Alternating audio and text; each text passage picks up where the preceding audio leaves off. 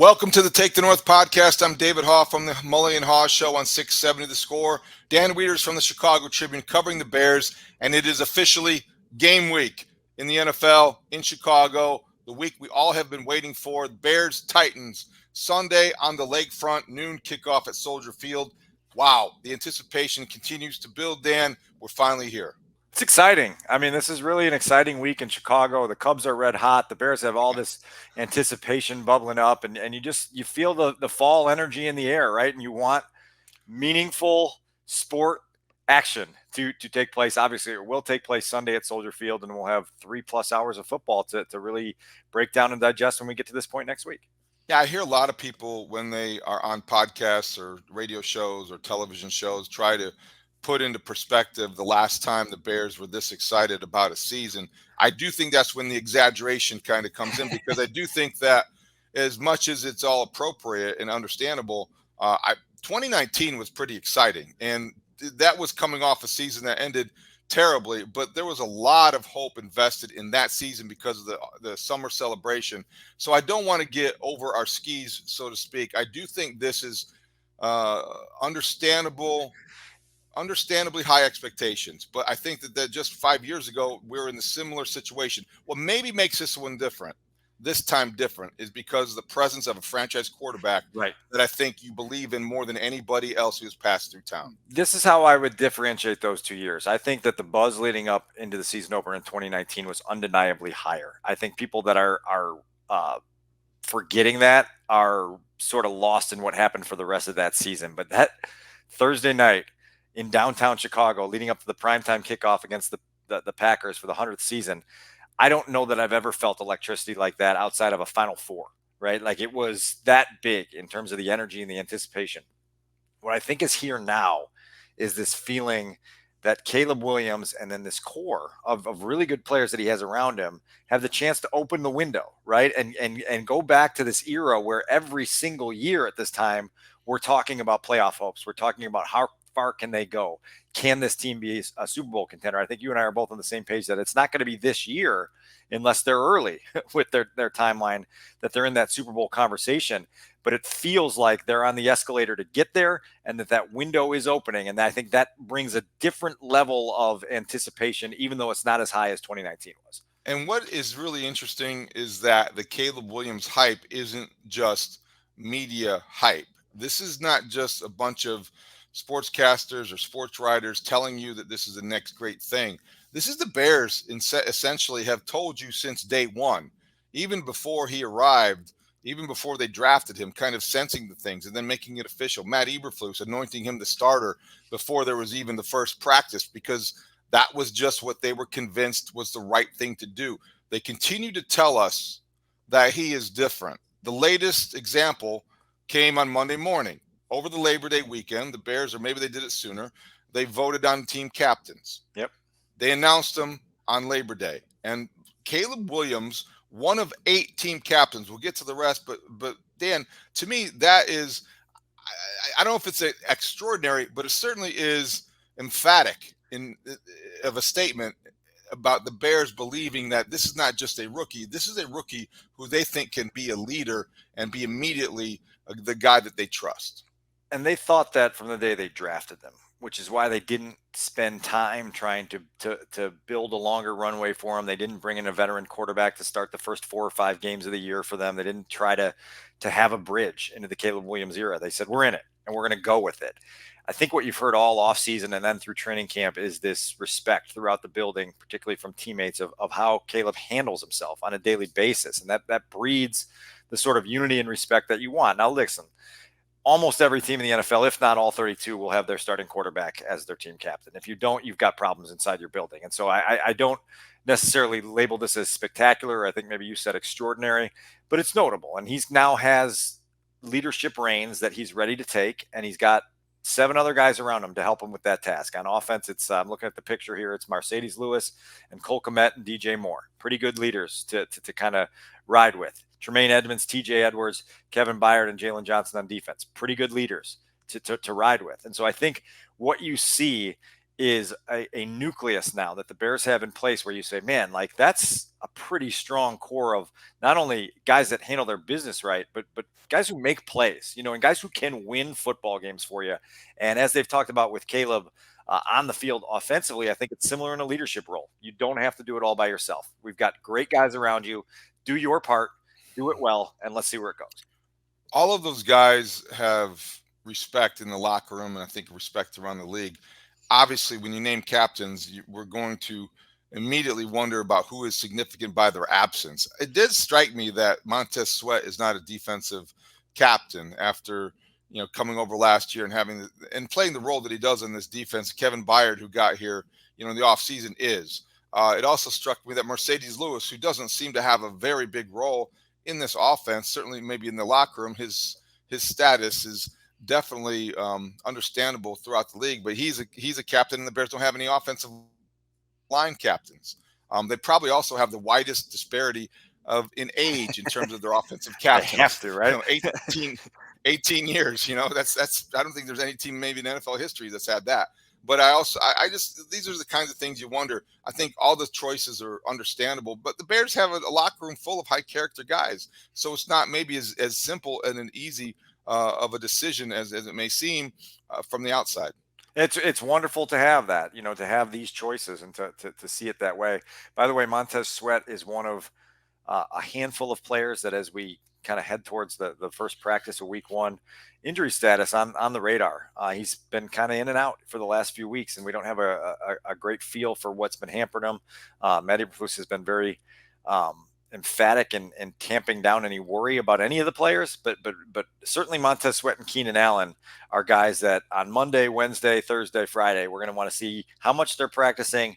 What's the designation on the official injury report, which won't come out until Wednesday afternoon, and what does it mean for the opener? Because they're going to need those guys to produce, even if it's not in a captain's role. Obviously, they're these guys highly paid, ready to make an impact, and they need to be healthy to do so.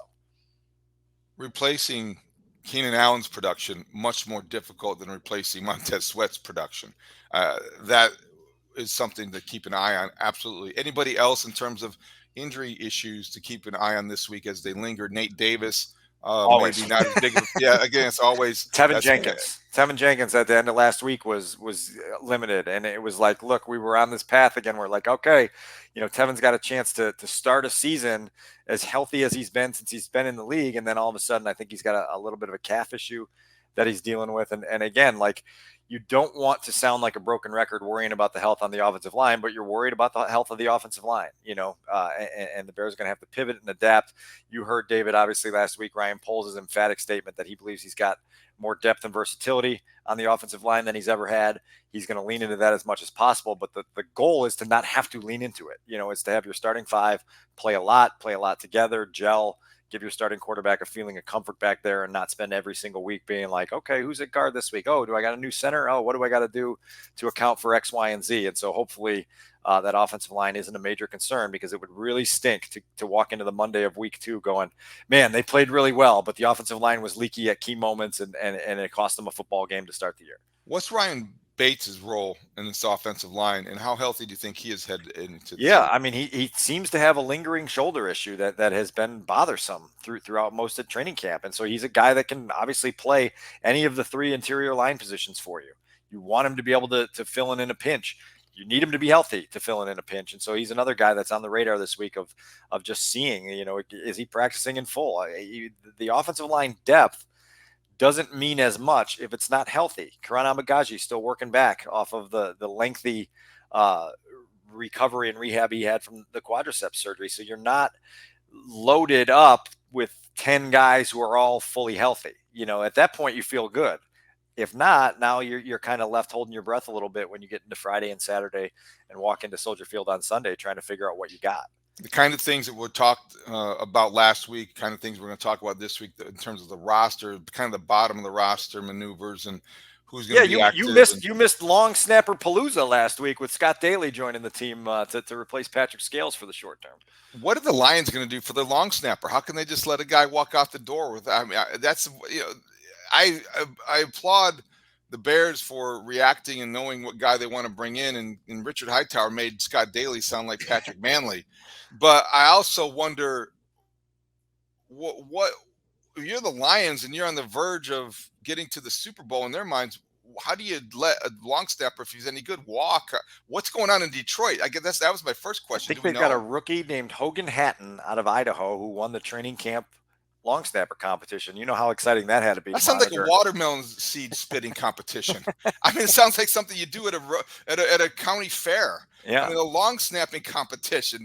Everyone could do that. Hey, listen, I lived through the kicker competition of 2019, which was wild in the spring and then a little bit more refined when we got into training camp with Eddie Pinheiro and Elliott Fry. Oh my gosh. So the specialist competitions are a big deal in the NFC North at times. And the Lions had one and Scott Daly lost, but then he won. The consolation prize was to come to Chicago and fill in for Patrick Manley. He's going to be on the practice squad for the foreseeable future. They're going to try to use those three designations from the practice squad to the active roster, and then they'll be able to in week 4 try to clear a roster spot for him because they're probably going to need him much longer than 3 games. Exactly. That's my other question. I didn't get answered last week. If Patrick Scales is undergoing back surgery Yeah, in August, why is anyone even sure that he would return in October? they shouldn't Back be. surgery is hard for a guy who just goes to work every day, let Correct. alone bends over for a living. Bends over for a living and then takes shots from the guys across from them, and then has got to run down and cover punts and you know That's and do all crazy these to other me. things. I certainly would put the indefinitely label on Patrick Scales's status out indefinitely, and we'll keep tabs on the timetable. So now it's Scott Daly's role, and so like you talk about bottom of the roster decisions, it's the long snapper, and then. Um, you don't have a veteran quarterback in the quarterbacks room, and it's something that I hope to get after with some of the offensive coaches and Matt Eberflus this week about how do you compensate for that. I know they went out, hired Ryan Griffin in the offseason, feeling like he could be that veteran presence, and they wouldn't have to use a roster spot or salary cap space to have that presence in the room. But when you've got 3 guys, a rookie starter in Caleb Williams, a second-year guy in Tyson Bagent, and another undrafted rookie out of Division II in Austin Reed, you're not overflowing with a library of information that helps you in the preparation for that week's game, and so they're going to have to find other ways to recreate that. Yeah, I wonder about that. I go back and forth on the value of a veteran quarterback and what that brings to the organization. I'm still kind of surprised, not necessarily just the Bears issue, but I can remember being back in March and April and talking about what the value would be in signing a Ryan Tannehill, who remains unsigned, I think. I don't think he signed with anybody over the weekend. I wonder what's going through his mind. I wonder what his agents are waiting for. Is Ryan Tannehill just done? Because he's a veteran out there that I think fits the criteria and the qualifications of what you just described. His issue is that I don't know that he would ever sign up for a QB3 role, and they've got Right. QB1 and QB2 written in Sharpie. They have no plans to move off either of those guys at the top of the depth chart. And so if you're Ryan Tannehill, I'm not sure there'd be much in it for you to come try to take on a mentor role, I guess, at this stage without exploring other possibilities to play. It is interesting that he hasn't found a home because you feel like that's a guy that should be able to help someone somewhere with the needs for quarterbacks in this league. But it's all fluid. I remember the first year that Jay Cutler retired and was headed to the broadcast booth, and then there was an injury in Miami, and the next thing you know, Jay was starting, and the broadcast thing went on hold, and I don't know if it's ever fully resumed. So as we wait the Titans, as we get done with the preseason Bears, what do you think remains the biggest roster question or the biggest question heading into the opener? Okay, so I've got 2 there. The roster question would be just kind of, I really want to feel out the use of the defensive linemen. You kept 6 defensive end. You are still trying to figure out the injury status of Zach Pickens on the interior line. You went out and traded for Chris Williams. You're trying to figure out how to work that rotation on the interior of the line. I just want to see what the defensive line looks like in a full game against a regular season opponent, and kind of figure out how they parcel out roles and playing time and snap counts and situational work for guys. Austin Booker, a rookie that you feel like should be given a very specific pass rushing role to start the year, as he kind of learns how to be a run stopper as well. You just put him in a niche and you say, go master this niche for a little while we're continuing to work on that. So that would be that. And then the thing that I'd really like to pick your brain on, because it's something I'm working on all week, is what does Flus 3.0 do for the 2024 Chicago Bears to elevate them? we think that he has pretty much stuck the landing of a successful offseason, right? Like, it's not just the new hairdo, the new beard, the new demeanor with the media. He was part of a roster rebuild. He was part of a coaching staff overhaul. He was part of a preseason in which the Bears won all 4 of their games in pretty convincing fashion. And you feel this momentum building. But it's also easy to remember that the last time Matt coached a game, it was in January, and they went to Lambeau Field and they didn't score a touchdown, and they lost to the Packers. And he was 10-24 after 2 seasons, and we didn't know if he was going to be here. And so, what does Matt Eberflus do this season to help elevate this team? And it's going to be fascinating to watch over the next 4 months. That's a good question. I think it comes down to me like 3 main things. If you were talking about how Matt Eberflus in season 3.0 is a good way to look at it. He has to affect the outcomes. He has to be more noticeable on game day in a good way. In a good way. I think it starts out with number one, just the overall operation and preparation. You can't have pre-snap penalties. You can't have sloppy defensive offsides. You can't have personal foul penalties. The Bears have to look like a football team that responds to coaching and has received good coaching. They're a disciplined team. If they're such a high character team, you can't just be guys who are good in front of the microphone. That has to translate onto the field, and that's got to be that you got to see that in the number of penalties. The Bears have to be a clean operation. I think that's number one, because you do hold the head coach responsible and accountable for those kinds of things. So I think that's the first one. Second one would be, and this is maybe very specific, but I do think that it's almost like an overall approach. Have a consistent 4th down approach. Have a consistent approach. Dan Campbell style, right? Well, Dan Campbell's easy to criticize, but he's also easy to criticize because you know exactly what's going to happen on 4th downs. Yeah. Flus, if he wants to be conservative one week, he can't be Dan Campbell the next week. I think if you're going to have a happy medium, say that and live that, because maybe it's all situational. And if you're going to lean on your metrics and analytics every single time, say you're going to lean on then we'll know more. I think you want consistency in approach. And if the Bears are going to be, like more the Lions on 4th down, because that seems to be, think about it. I mean, we have weekly conversations and scrutiny over, and you can see it in the outcomes reflected in how teams treat 4th down, whether to punt, whether to kick, whether to go, whatever it is. 4th down philosophy has become such a huge issue with NFL head coaches. I think Flusie's got to be consistent and clear when it comes to that. And then the third thing is also maybe more hands-on, and he's a head coach that calls defensive signals. You find a way to get to the quarterback. If this is going to be the method you use coming out of the defensive secondary, being the blitz, being the 4-3 defensive coordinator that's going to find ways to use pressure and to call for pressure and not maybe sit back in the zone all the time, or as much as we traditionally think they do, then be that guy. You can't affect outcomes by being an aggressive, blitzing, stunting 4-3 defense. And I think that would be how he's there. You need to know that Matt Eberflus is in the building every Sunday, and you need to know he's having a positive impact on the outcome, not a negative one. I'm with you on all those. I have no real pushback to any of those. I would just add this, because I'm fascinated to see his involvement with the offense. And it's twofold for me. Number one, can he, as a defensive-minded coach with a very good defense and sort of a ingrained 20-year mentality of let's lean on our defense to stop the other team, can he find the right level of aggression offensively? Can he provide Shane Waldron with the autonomy to dial up some stuff when he feels like it's time to dial up stuff? Or does it say like, oh, we've crossed the kick line, we just want points here, dial it back, run the football here, let's get our points and get out of here? And so that's going to be really interesting to watch in terms of the aggressiveness versus the caution on a game by game, almost quarter by quarter basis, and see how he handles that. That's interesting to me. The other part of this is Caleb Williams. The oversight of Caleb Williams comes down to managing him both during the week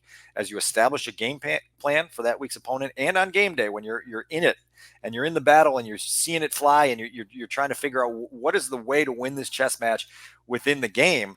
I think Matt's got a heavy responsibility in making sure Caleb is set up for success in that regard.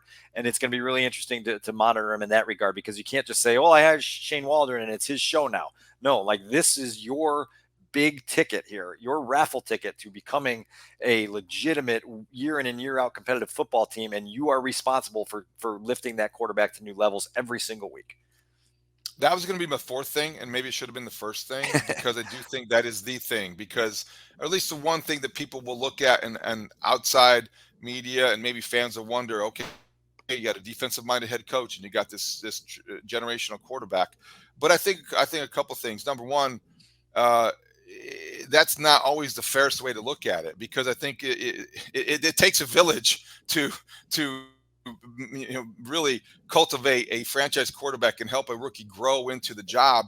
It's more than just the head coach. That's it. He's probably as important as anybody, but it takes teammates accepting him. It actually takes everything the Bears have done to this point. They've done everything right when it comes to Caleb Williams. Matt Eberflus has been part of that, but I don't know. That's why I have it probably fourth rather than first. I think he can affect the outcome on Sundays without necessarily making the relationship with Caleb Williams a number one priority. Because if he makes that the number one priority, you don't want to shirk your other responsibilities. They're all important. You're the head coach, and you can do them all, but it's something that you're going to have help with. Nobody's going to be able to help him get his team ready or call defenses. I mean, he has some help, but the biggest thing that he has strength in numbers is in managing the quarterback, because he's got so many different people in his corner. And they're all entrusted with different parts of the development process. I want to throw this at you. I think we talked about this a little bit last month after the Bengals came to town. But Zach Taylor spoke with a bunch of us in the Chicago media after the joint practice at Haugh, and I had asked him specifically about rookie year with Joe Burrow, number one pick, high expectations, trying to bring him along, and how you kind of as a coach absorb the growing pains that are inevitable and understand that there's going to be failures and slip ups and mistakes that happen. And how do you go about that? And Zach had brought up a game from Burrow's rookie season where they went to Indianapolis and coincidentally were playing against Matt Eberflus's defense with the Colts. And the Bengals were driving for a potential game-winning drive, and Flus sent a look at Joe Burrow that he hadn't really seen or been prepared for, and threw a game-losing interception. And it was one of those moments where in the moment it stung, and it was like, oh my God, our number one overall pick just threw us a game-losing turnover that he committed to lose this game. And Zach's point was, listen, like, that's just part of the things that you have to go through when you're building up a young quarterback. And so the Bears are in a little bit different situation because they have higher expectations than those Bengals had. Those Bengals weren't expected to compete for a playoff berth in Burrow's rookie season. Along with that, one of the things that the Bears did in their developmental plan for Caleb and the infrastructure of what they were trying to do was they put him into 1v1 situations regularly from the spring and all through training camp, where it was first team offense against first team defense, which isn't always the norm, as you know, in training camp. And the thought process was Caleb can lose a bunch of games in August, and he can have these rough practices in August where we lose a game, but we just threw a ton of looks at him, where we can go back on film and say, okay, look at what the defense sent at you in terms of the coverage looks, in terms of the pressure looks, and here's how you responded, and here's how you should have responded. And so some of those rough days and bumpy days that we talked about during training camp were by design to expose Caleb to a lot of situations, so that some of those losses, like the one that Joe Burrow and Zach Taylor experienced at Lucas Oil Stadium, could occur at Haugh in August, and then he's going to get into a game somewhere in October here and maybe win it because of a loss he took in training camp. And so that's a little bit of an interesting byproduct of the Bears developmental plan with Caleb as well. That's a great example. I think the one thing that also underscores is, like the Bengals, the Bears, whether it was a conscious decision or not, and I really believe that it was, and there maybe was, I don't know if it came down to one meeting or a series of meetings, but they decided they were not going to treat Caleb Williams like a rookie. They decided that all of this conversation about rookie quarterbacks and stats and kind of concerns are all valid in the NFL because the numbers back it up, and there's always examples to point to. You can look at Bryce Young and worry. You can look at other examples of busts and be concerned. But the Bears were intent and unified organizationally from day one. This kid is not a rookie. This kid is our franchise quarterback. There's a difference in how you treat that person. And they have done that. They've thrown everything at him in training camp and preseason to try to see how he will handle it. They weren't trying to maybe build up his confidence by letting him go against the easiest situation possible in practice. They're like, okay, kid, here you go.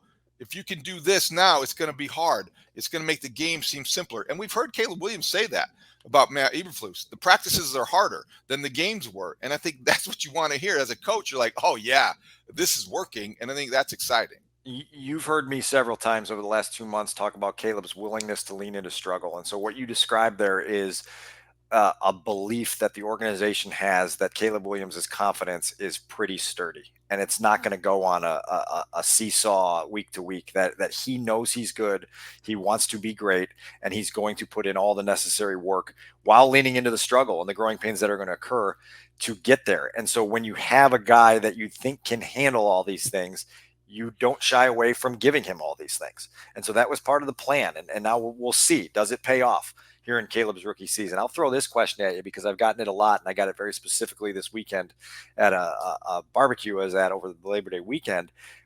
Very open-ended, but what are your expectations for Caleb Williams' rookie season?